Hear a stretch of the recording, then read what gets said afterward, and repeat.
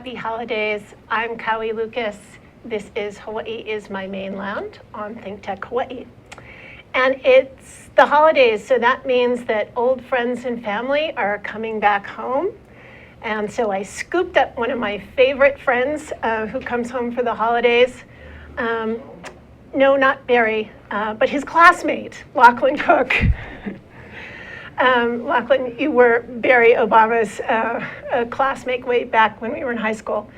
But you have gone on to do some pretty spectacular things and journeys of your own. And one of my favorite things is your new passion for pilgrimages. And so what better thing for the holidays than to talk about a spiritual kind of journey? And you know, Mary and Joseph were kind of pilgrims way back then too. So welcome. Thank you. And let's just dive into the Camino de Santiago. You were bitten a couple of years ago, and we have some, when did you, you completed it last year? Yes, and I think seeing the movie The Way kind of got me thinking about it. Before then, I'd thought about doing a different pilgrimage that wasn't as well supported. And after watching the movie The Way and having some friends go on the Camino de Santiago, I decided to give that a try, and that was a good starting point. So you've actually taken a few trips to France and then through Spain to go through this, right? Right. So typically people who want to do this all in one go, it's 500 miles if you do the French route. I should emphasize that there are multiple routes. But typically for your first Camino, the French route is a good one to start with. And the most popular one, I think the number shows 65% of the people doing Camino do the French route. And I did it in 3 separate trips. I did half of it by walking, and then the second half I did by bicycling. So I got kind of a different perspective, and the energy of walking versus bicycling is quite a different type of Camino. So before Lachlan did this, I'd never heard of it. But it seems like more and more Americans are figuring out how wonderful this kind of travel is. And it does seem to be the antidote to the regular package deal. I mean, it's slow travel, it's low carbon. It's environmentally friendly, and it does something for the soul. So I'm encouraged by the numbers. You gave me some statistics. Let's have a look at those. About how the US people, I mean, this trail has been there for, what, 1,200 years, something like that? Yeah, it sort of became a thing 1,200 years ago. It was probably an old Roman trade route, maybe even before that. So it's been around for a long time. And the people who originally did this had the spiritual purpose of? Right. The idea of Santiago de Compostela was that the remains of St. James, in Spanish, St. James translates as Santiago, and the remains of St. James were supposed to be in this church in Galicia in western Spain, and people would do the pilgrimage to obtain healing or sometimes forgiveness for certain things. And they would go to the church, and there's a place you touch and you hug the saint and so on. There are various rituals around it.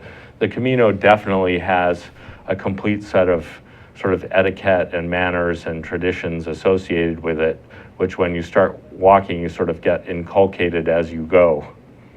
Okay, so if we have those statistics, that'd be great. If we don't, then let's just, oh, there they are.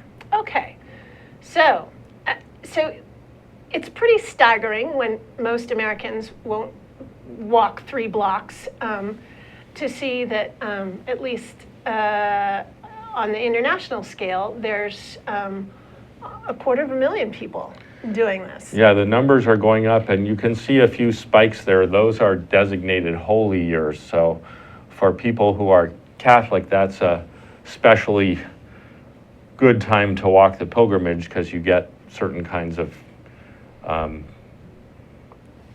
things Extra. from the church. Yeah. Okay, and what is this? So this is, when you start this particular variant of the Camino Français, you start in the Pyrenees in France, and the starting point is Saint-Jean-Pied-de-Port. And what you're seeing here is a picture of a typical Basque building. This one happens to be the bed and breakfast I stayed in to acclimatize for a day or two before starting to walk. Oh, it looks completely charming. I mean, wow. Okay, so this is the Basque country, so it's kind of more hilly. Right. And, oh, more Basque. What are we? We're skipping around. We're still in a Basque type thing. This is actually in a town called Punta La Arena, where a number of routes come together. So this is actually a little ways down the trail, but since we have it up, I came out and I found a whole market with nothing but these peppers. And what the Basque do in the back off camera, you would have a big roaster and they'd be roasting these. How incredibly yummy. Oh, what is this? Now, this is in Burgos. Those of you who have seen the movie The Way will remember the scene where his backpack is returned to him and the father is forcing the child to carry the pack to the edge of town. And they carry the pack to this gate before saying their goodbyes. So this is Burgos in the center of Spain. So speaking of packs, I'd like to say that we're going to get into the nitty-gritty of being prepared later in the show. Lachlan is an absolute expert when it comes to all things logistical, and this is what. This is what you get when you finish the Camino. So there are elaborate rules around this, but this is called a Compostela, and to get this, you have a pilgrim passport, which will pop up in a bit. And a pilgrim passport is essentially a folded piece of cardboard, and you get it stamped in every place you stay. And then there's the passport. And then what happens is you get a stamp which is dated for each place you stay. And then to get a Compostela, the only requirement is that you walk the last 100 kilometers or bicycle the last 200 kilometers. And you get 2 stamps a day for that, and then you trade that in at the cathedral office, and they give you a certificate that's all in Latin saying you've done this. Okay, so obviously that's not the reason people do it. No, people think they're doing it for that reason, but they quickly realize that the journey is really much more important than getting a Compostela. Okay, so tell us a little bit what we're looking at here. So this is really one of the interesting Camino traditions. This is the Cruz de Ferro, which is the cross of steel, and the tradition is that you bring a small stone from home and you carry it on the whole Camino with you. And when you get to the Cruz de Ferro, which is, there's about 7 or 8 miles of uphill to get to that, and you're really kind of beat. And the idea is that you leave your stone at the base of that cross, and it symbolizes shedding your burdens. So you'll notice in that picture there was a big pile of little rocks, and people had brought rocks from all over the world. Well, for 1,200 years, I would imagine they must do something. I'm pretty sure they must clean it out every year. So that's one of the many special things that happen along the rail. And this was. What is this? So this is an albergue. When you're a pilgrim, you typically stay at alberges, which come in a private and a municipal variant, but basically it's a hostel for pilgrims specifically. And this one is the first one out of Saint-Jean-Pied-de-Port, and it's called Orison, and it's run by French, and your tariff, which is something like 15 euros for the night and another 15 for dinner, a communal dinner, is 35 euros for the whole night with food. And you basically are assigned a bunk, or you pick one, I don't actually remember which, and you stay the night. And this one is important because since it's your first night in an albergue, typically this is where you end up meeting people that will become sort of your cohort as you walk. So this picture is the border between Spain and France. So you've gone kind of over the top of the Pyrenees, and now you're coming down into the Spanish side. And it's not like our border with fences and walls. It's just that. Just that. Not much. And you'll notice that the distance given there is the distance to Santiago. So many of the way markers you come across and so on will have the remaining distance to Santiago. Here's a view from Orison. They turf you out at 6 in the morning, And you can see it's above the clouds. It's really quite spectacular. So these are the Pyrenees here that you were These talking are the about. Pyrenees, yep. So, and you look like you're kind of at the same level as the top or close to. Yeah, actually there's a ways up from here to go still. But to get to Orison, it's about 9 or 10 kilometers from Saint-Jean-Pied-de-Port, and it's all up. Who are these lovely people? So this is one of the towns closer to Santiago called Carrion de los Condes. And this albergue is run by a group of nuns, and their kind of specialty is every night at something like 5 o'clock they have a sing-along, and anyone who plays guitar is asked to sort of do a song and stuff. It's pretty entertaining. So this is the back of my pack, which in this case I used a Gregory Savant 45. You want to keep your pack small because there's a law of physics that says your stuff will fill the available space. So if you get much above 45 or 50 liters, you're going to be really full and heavy. That pack, the scallop shell is very important. That's the symbol of St. James and of the Camino, and that sort of tells everyone you're on the Camino. And even if you wear a scallop shell, like when I was training in Seattle for it, I found that people would come up to me, and the traditional Camino greeting is "Buen Camino," good Camino. So I remember before you set out in your early blogs, and we have the URL for your blog showing on the screen here, that you took your preparation rather seriously. Yeah, somewhere on the blog you'll see a picture of me trying to find the right hiking boots. I have fairly large feet, and I thought that 14s would be enough, but it turned out I needed 15. So there's a picture where I have something like 20 pairs of boots lined up. I would basically get a pair, put on my pack, walk around, and the next day I'd go and get another pair. And I eventually found something that worked for me. But I should mention that Lachlan makes his home in Seattle, where there is a nice big REI store that facilitates. Got to know me well. So critical, footwear, critical. Right, and if I could add a little side note to the footwear thing, typically on the Camino you're going to be carrying around anywhere from 10 to 20 pounds, say 15 or so being kind of typical. You really want to wear your pack when you're testing out boots because, at least in my theory, your feet change shape a little when you're carrying weight. And so you want to make sure they work, because boots that I was perfectly comfortable in just walking around didn't work when I started carrying a pack. Okay, so how long did you spend training for this?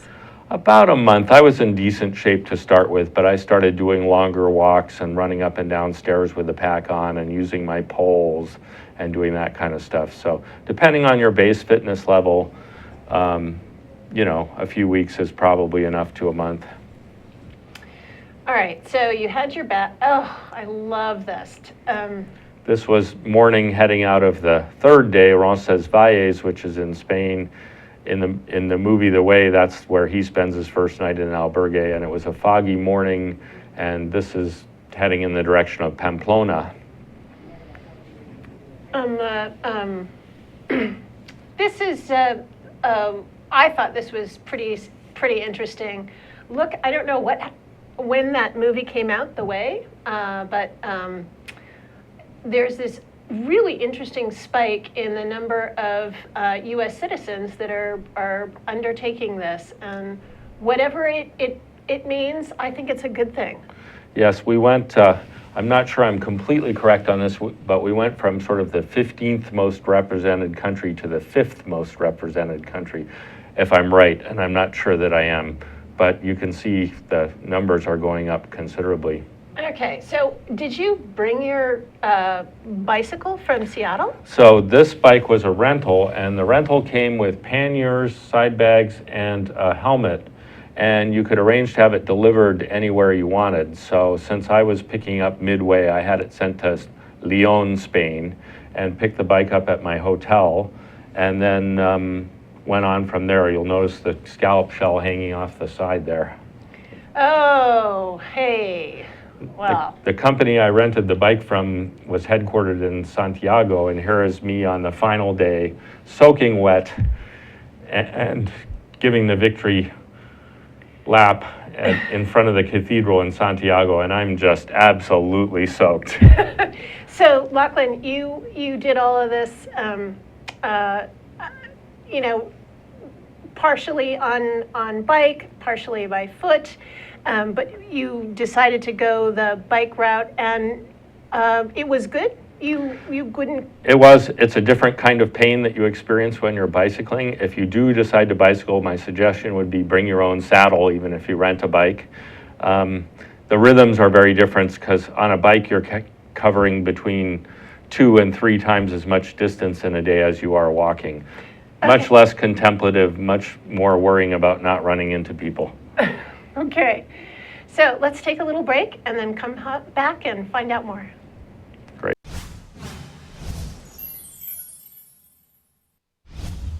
ThinkTech Hawaii covers stories that matter to tech and to Hawaii. I'm Elise Anderson. And I'm Kaui Lucas. For our show next time, we're doing a ThinkTech special, Home Alone and Homeless Alone at Christmas.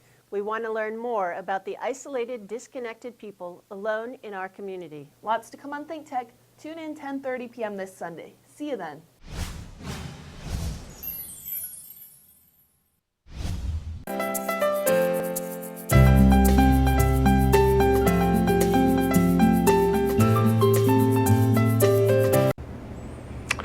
Hello, this is Martin Despang. I want to get excited about my new show, which is Humane Architecture for Hawaii and Beyond. We're going to broadcast on Tuesdays, 5 p.m. here on ThinkTech Hawaii. Aloha, welcome back to Hawaii is My Mainland. Today I have Lachlan Cooke, who is an experienced pilgrim on the Camino de Santiago, and we're talking about what it's like and why people walk 500 miles. So you met a charming young lady, and she made a video. Tell us a little about her. So I met Alexandra Liss, who's from San Francisco and a professional videographer, at a stop where I happened to have a good blister kit and her feet were needing it, and I was able to provide it. The Camino has a saying, the Camino provides. And in that case, I happened to have what she needed, so I gave it to her. And she was doing the whole Camino with a GoPro and ended up making sort of a little documentary about it. So we have a little chunk of that for you. Let's have a peek.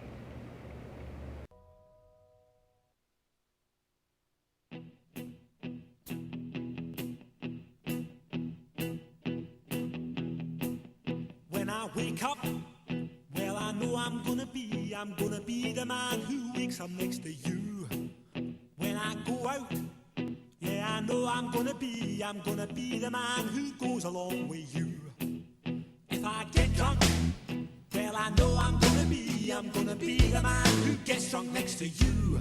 And if I haver, yeah, I know I'm gonna be the man who's havering to you. But I would walk 500 miles and I would walk 500 more to be the man who walked 1,000 miles to fall down at your door. When I'm working, yes, I know I'm gonna be the man who's working hard for you. And the money. Sweet. There you go. Anyway, that's sort of the lighter side of the Camino. All right, we have some more excellent pictures, like the one behind us, by the way. That was at the tell us This is the center of Spain, which is called the Meseta, which is sort of the tablelands. And the center of Spain is quite flat and hot and dry, as you can see. And when you look at that picture, you can see that I have a pretty good idea what I'm doing for the rest of the day as the road goes off into the sunset. Typically, you walk 24 to 30 kilometers a day as a typical day on the Camino. On the Meseta, where it's flat and it's not paved, but it's a smooth road like that, you might be able to walk a little more. So how long does this flatland last? So the flatland lasts about 10 days worth of walking. Okay. And if you're trying to a typical Camino might take 34 to 40 days. If you're trying to speed it up a little, one of the things you could do is pick up a bicycle in the town of Burgos and ride the flat part, the Meseta, and then return it in Leon or in Astorga after the Meseta. And that would give you a few extra days and reduce the number of days just walking in the center. But a lot of people really enjoy the meseta, so it's very contemplative because you're just walking and it's not difficult walking, it's just long. Okay, what else do we have? Okay, this was your victory lap in Santiago. Santiago as de you say, Compostela. the requisite scaffolding because it's Pretty much every cathedral is never finished, or it needs remodeling. This is back at the beginning in the main street of Saint-Jean-Pied-de-Port where you'll start. Oh, food, drink, wine, I always very important. tell people the reason I travel is to eat, and of course when you're walking, 12 to 15 miles a day or 24 to 30 kilometers a day, you can eat a lot. So in this case, this is a tapas bar in Logroño. Logroño is the capital of the La Rioja wine region, and it has several streets of tapas bars, as does Pamplona and a number of other places. And typically you're sold a glass of wine and whatever the specialty tapas is for about €2. In this case, it's a mushroom with a shrimp on it. A mushroom with a shrimp on it, okay. And it's grilled. It's delicious. Grilled. So I happen to know that you are rather stringently gluten-free, and you were able to find what you needed along there. I was able to always find something to eat. Often with tapas, they come on a piece of bread, so you typically end up eating the tapas off the top of the bread and discarding the bread, which is probably not the best thing, but sometimes it's easier than trying to explain. And a lot of things are pre-made. You go into a tapas bar in Spain and there are piles of things and you just point or you just pick them out. And at the end, they count the toothpicks and that's what you pay for. So how much would that cost, that little dish? Thing with the glass of wine would be about €2. Nice. So okay. for €10, you can have a bunch of things and a few glasses of wine. The glasses of wine are small, but you can have sort of a nice little dinner for not that much money. And then the next thing is, well, it'll be here soon enough. Anyway, so besides the wine, there we go. There's wine. There it is. There's the wine. So tell us about this. So this is kind of a cool thing. It's a wine fountain, and every day the people who run this bodega put 100 liters of wine into the fountain, and it's free for all the pilgrims until it runs out, and then they refill it again. I think they refill it at noon. When I got to it, unfortunately, the person ahead of me sort of got the last pour, but it was still neat. That's one of the Camino sort of traditions, is this free wine fountain. What an amazing tradition. So this is the bridge into Hospital d'Orbigo. You see a lot of these Roman bridges because this was an old Roman route. And I'm sitting actually on a patio eating lunch, and I've just bicycled across this bridge, and all of a sudden people start driving their sheep across it while I'm having lunch. So. And the water looks an unusual color, or is that not water? I think in that case that it's just grass, but I'm not certain. Ah, okay. So there is this long history that Either that or it's a muddy river.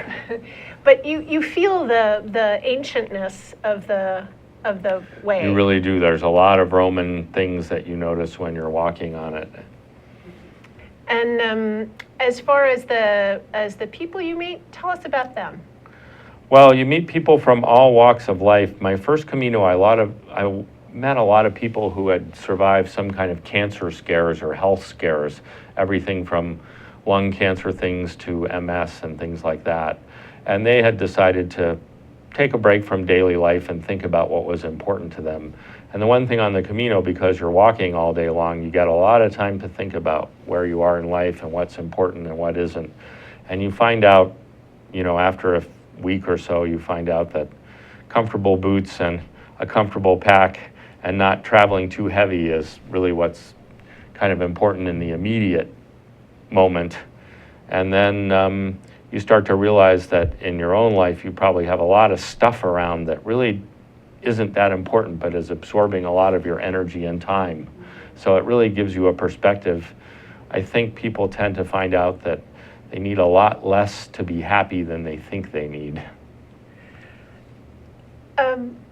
what kind of a time frame did you give yourself?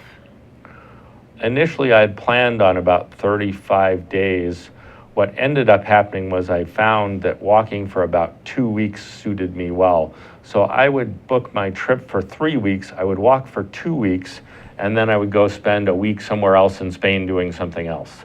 So if you look at my blog, you'll see I happened to take in Semana Santa, Easter week in Seville, which is one of the great things in life. And at other times, I went to different places in Spain. I went to Bilbao. I went to places like that. So Spain is a wonderful country because of the rail structure. It's cheap and easy to get around. You can buy a SIM card for your phone for very little money. 20 euros will get you a couple gigs of data. So you're in communication, you're able to do research, you're able to find things out. It's pretty simple. The food's good. A typical 3-course pilgrim meal would be something like 12 euros, and that includes wine. So what were your principal information sources for how to do things as you were starting out? I'd recommend getting a couple guidebooks. The two standard ones are John Brierley's book, which has kind of been the standard for years, and another one by Anna Landis and Dinteman, and they're both available on Amazon. The American Pilgrims on the Camino is the national organization. Join that. They have a wonderful Facebook discussion group. If you look up on Facebook, American Pilgrims on the Camino, you'll find their discussion group and people ask questions.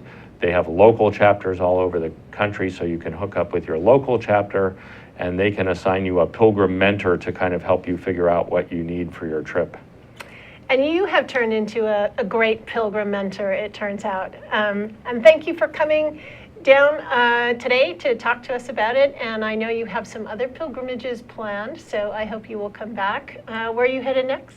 I look forward to, right now, I'm looking at going to Vietnam for a few weeks to do some food tasting, and then I'm looking at pilgrimages in Japan, including possibly the Kumano Kodo or the 88 temples of Shikoku. Well, have a great new year, Lachlan. Thank you. Thanks for having me on.